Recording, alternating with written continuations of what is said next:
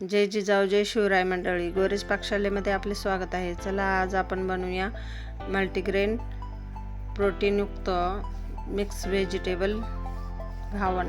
त्यासाठी मी प्रत्येकी एक वाटी पीठ घेतलेले आहेत. 4 प्रकारचे: ज्वारीचं पीठ, चणा डाळीचं पीठ, तांदळाचं पीठ व गव्हाचं पीठ असे प्रत्येकी 4 वाट्या घेतलेल्या आहेत. आता यात आपण मिक्स करणार आहोत व्हेजिटेबल.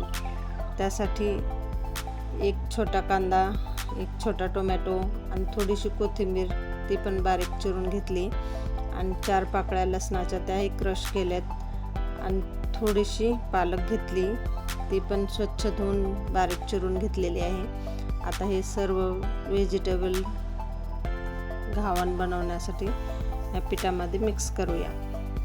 खूप टेस्टी असे हे प्रोटीनयुक्त व्हेजिटेबल मिक्स असे हे घावण रेडी होणार आहेत मंडळी. हा व्हिडिओ पूर्ण पहा.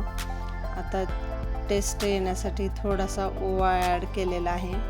खूप स्पायसी टेस्ट येते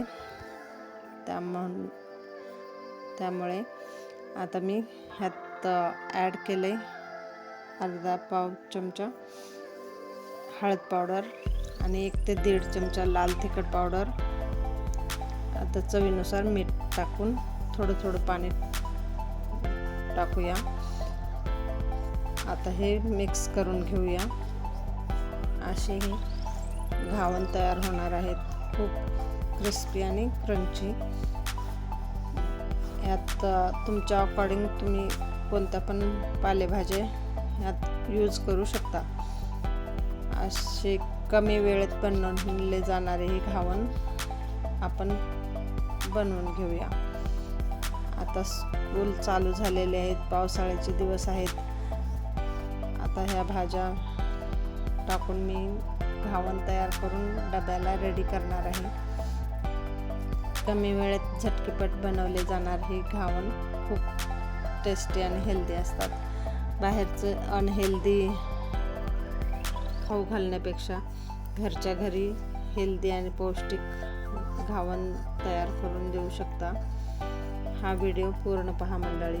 आता गॅस ऑन करून मी पॅन ठेवला. त्यात पॅनवरती तेल लावून अशा प्रकारे गोल गरगरीत हे घावण भाजून घेत आहे कमी तेलावरती.